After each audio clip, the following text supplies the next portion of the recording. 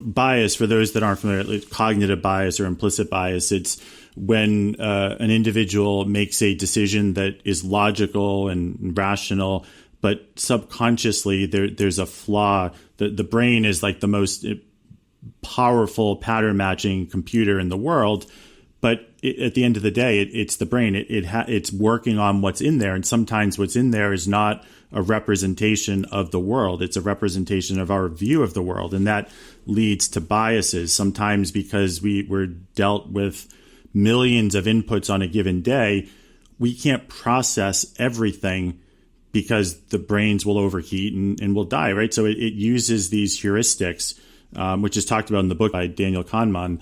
And sometimes those heuristics lead to these biases. So, strategies, a lot of strategies. I think the first and most important, if you do anything, is admit that everyone has bias.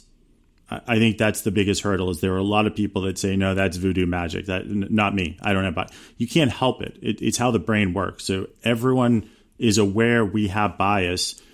Once they're more aware, they're open to strategies for mitigating them. Some of the strategies are what we just talked about. Get a diverse perspective.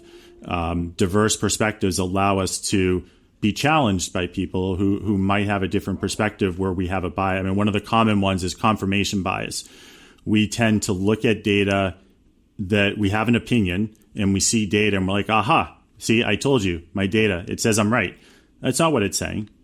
And so you need people to challenge that. I mean, it might be saying that, but the point is you can't just look for data that supports your opinion and then your brain sees the match and it's like mission accomplished. Well, no, because there could be different perspectives. There could be other data out there. So one of the best ways to mitigate is get different perspectives.